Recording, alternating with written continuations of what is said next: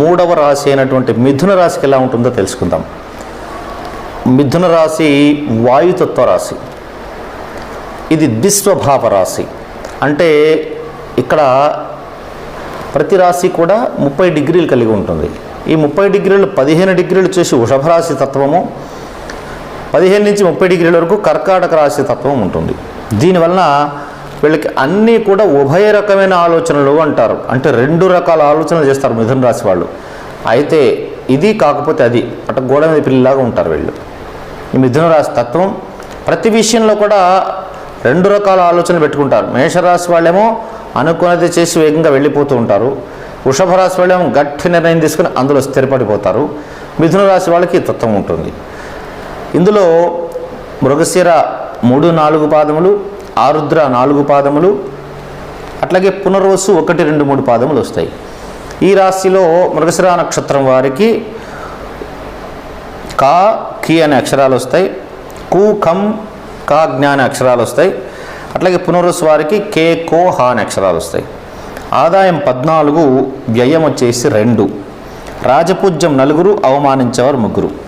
ఈ రాశి వారికి గురువు మే 14 వరకు కూడా వ్యయస్థానమైనటువంటి వృషభ రాశిలో సంచరిస్తూ మే 14 తర్వాత జన్మరాశిలో, అక్కడి నుండి అక్టోబర్ 18 వరకు జన్మరాశిలో సంచరిస్తూ తదుపరి కర్కాటక రాశిలోకి ప్రవేశించి డిసెంబర్ 5 వరకు కర్కాటక రాశిలో ఉండి మరలా వక్రగతిలో మిథున రాశిలోకి ప్రవేశం చేస్తున్నాడు బృహస్పతి. ఇక శని సంగతి చూసినట్లయితే శనీశ్వరుల వారు ఈ రాశికి దశమస్థానమైనటువంటి శని దశమస్థానమైనటువంటి మీనరాశిలోకి ఉగాది రోజే ప్రవేశం చేస్తూ ఉన్నాడు. రాహుకేతువుల విషయం ఆలోచించినట్లయితే రాహు దశమలమైనటువంటి మీనరాశిలో మే 18 వరకు, ఆ తర్వాత భాగ్యరాశి అయినటువంటి కుంభరాశిలో ప్రవేశం చేస్తున్నాడు. అట్లాగే మిథున రాశికి చతుర్థ రాశి అయినటువంటి కన్యారాశిలో ప్రస్తుతం కేతు సంచారం చేస్తూ మే 18 తర్వాత తృతీయ స్థానమైనటువంటి సింహరాశిలో ప్రవేశం చేస్తూ ఉన్నాడు. ఈ రకంగా మనం ఆలోచించినట్లయితే జన్మరాశిలో గురువు కనుక వచ్చినట్లయితే కొంత జన్మతో దేహనాశయ అన్నప్పటికీ కూడా ముఖవర్చస్సు పెరుగుతుంది. అంటే రాశిలో బృహస్పతి గురువుగారే వచ్చి సంచారం చేస్తూ ఉన్నప్పుడు వీరికి తెలియకుండానే వీరి మనసులో ఒక అంతకుముందు దాకా ఉన్నటువంటి ఆందోళన పోయి చక్కటి వర్చస్సు పెరుగుతుంది. ఆరోగ్య విషయంలో మాత్రం జన్మతో దేహనాశయ అనుకున్నాం కాబట్టి ఆరోగ్య విషయంలో మాత్రం తగు జాగ్రత్తలు తీసుకోవలసి వస్తుంది. గత సంవత్సరం కంటే కూడా కొద్దిగా ఆరోగ్యం మెరుగుపడుతుంది అని చెప్పవచ్చు. మే 14 వరకు చేపట్టినటువంటి కార్యక్రమాల్లో ఏదో ఒక రకమైనటువంటి సమస్యలు ఏర్పడుతూ ఉంటాయి.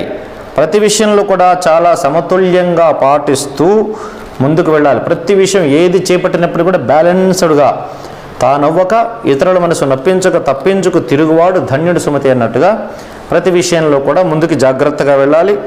బంధుమిత్రుల యొక్క సలహా సూచనల మేరకు మాత్రమే మీరు ముందుకు వెళ్ళి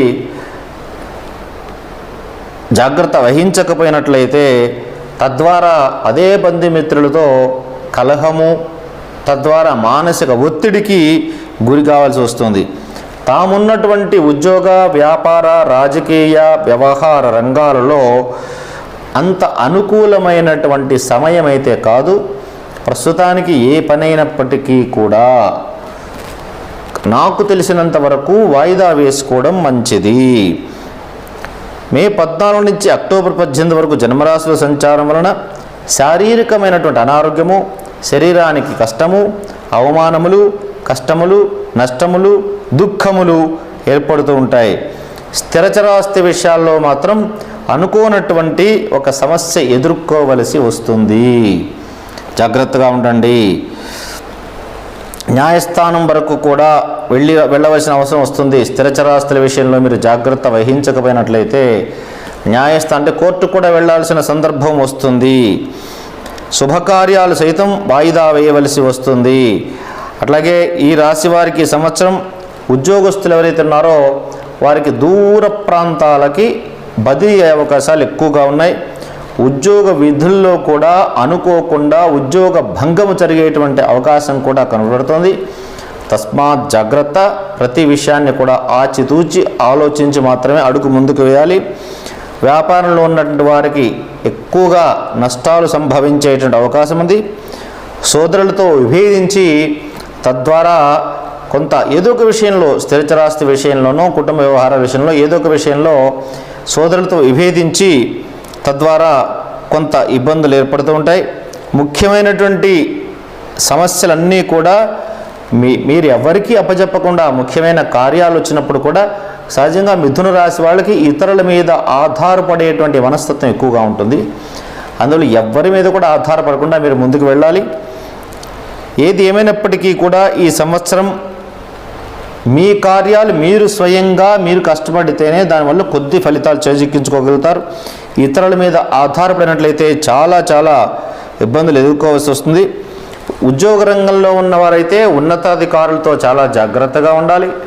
విదేశీయానం చేయాలనుకునేటువంటి వారు ఎవరైతే ఉన్నారో వారు మే 18 నుంచి తర్వాత ప్రయత్నం చేయండి. మే 18 ముందు మాత్రం మీరు ప్రయత్నం చేసినట్లయితే విదేశాలు వెళ్ళడానికి అవకాశాలు చాలా తక్కువగా ఉంటాయి.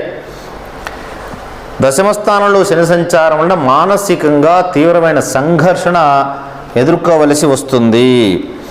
ఆ మానసిక యొక్క ఆందోళన వలన మానసిక ప్రశాంతతను కూడా కోల్పోతారు.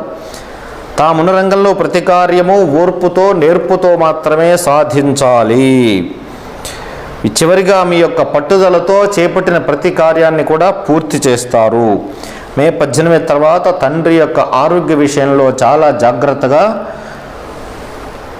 ఉండాలి, లేనట్లయితే సమస్యలు ఎదుర్కొంటారు. దశమలో ఉన్న శని వేగస్థాన వీక్షణ వలన ధన విషయంలో చాలా జాగ్రత్తగా ఉండాలి. దుర్వినియోగం కావడం కానీ ఎవరికైనా ఇస్తే రాకపోవడం కానీ జరుగుతుంది. ఈ సంవత్సరం గోచారంలో ఉన్న గ్రహములన్నీ కూడా ఏమంత అనుకూలంగా లేవు. అతి సామాన్యమైనటువంటి కాలము అని చెప్పవచ్చు ఈ మిథున రాశి వారికి. వివాహ ప్రయత్నాలు కూడా కాస్త ఆలస్యంగానవుతాయి. విద్యార్థులకు మాత్రం కాస్త మంచి కాలం చెప్పవచ్చు. రాజకీయ నాయకులకు మాత్రం కాస్త కష్టకాలమే. పదవీ గండం కూడా ఏర్పడవచ్చు. కళారంగం వారికి కూడా చాలా తీవ్రమైన ఇబ్బందులు ఎదుర్కొంటారు. ఈ రాశి వారు మరిన్ని ఉత్తమ ఫలితాలకై ఔదుంబర వృక్షము నాటాలి.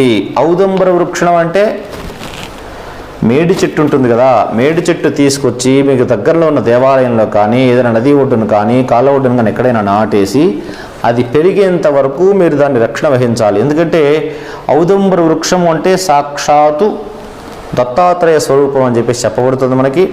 అందువల్ల అది నాటి కాస్త పెరిగి పెద్ద అయ్యేంత వరకు దాని సంరక్షణ వహించండి. అట్లాగే నవగ్రహ ప్రదక్షిణ చేసినట్లయితే మీకు ఈ సంవత్సరం ఇంకా అద్భుతమైనటువంటి ఫలితాలు వచ్చే అవకాశం కనపడుతోంది. ఈ రాశి వారికి అదృష్ట సంఖ్యలు వచ్చేసి 4, 5, 6. అట్లాగే అదృష్ట రంగులు వచ్చేసి ఇంద్రనీలము, తెలుపు, ముదురు ఆకుపచ్చ. అదృష్ట రత్నం వచ్చేసి జాతిపచ్చ రాయి కానీ వజ్రం కానీ పెట్టుకోవచ్చు. అదృష్ట దిశ వచ్చేసి పడమర. అట్లాగే ఈ రాశి వారు ప్రతి నెలలో కూడా ఒక 3 రోజులు మౌనం వహించాల్సి వస్తుంది. అష్టమచంద్ర స్వభావం ఉంటుంది. ఈ రాశి వారు ఎవరైతే ఉన్నారో వాళ్ళు ఉత్తరాషాఢ, శ్రవణం, ధనిష్ట ఈ 3 నక్షత్రాలు ఉన్న రోజు వీలైనంత వరకు మౌనంగా ఉంటూ ముఖ్యమైన కార్యాలన్నీ వాయిదా వేసుకుంటూ ఆ తర్వాత మొదలుపెట్టినట్టయితే విజయవంతమవుతాయి. లేదా ఆ సమయంలో కనుక మీరు మొదలు పెడితే ఖచ్చితంగా వివాదాలు, కోర్టు కేసులు, పోలీస్ కేసులు కూడా అవకాశాలు ఉంటాయి. కాబట్టి ప్రతి మాసంలో నేను చెప్పినటువంటి ఉత్తరాషాఢ, శ్రవణం, ధనిష్ట ఈ 3 నక్షత్రాలు ఉన్నప్పుడు మీరు తప్పనిసరిగా నియమాలు పాటిస్తారని చెప్పేసి కోరుకుంటూ శుభం.